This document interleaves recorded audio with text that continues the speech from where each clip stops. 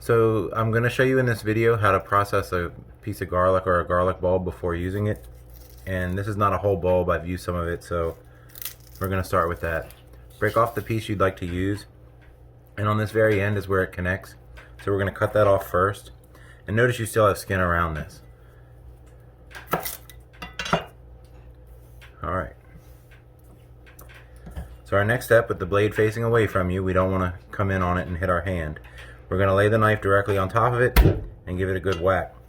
Now this should dislodge the skin perfectly and you'll have none left over.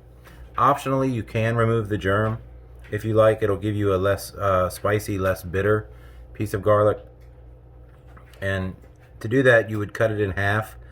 And you want to judge your cut from the tip to where the center goes, like that. And we have a very, very teeny germ in here, so I'm not going to remove this one. But that's it. And you can chop it, mince it, however you want to use it.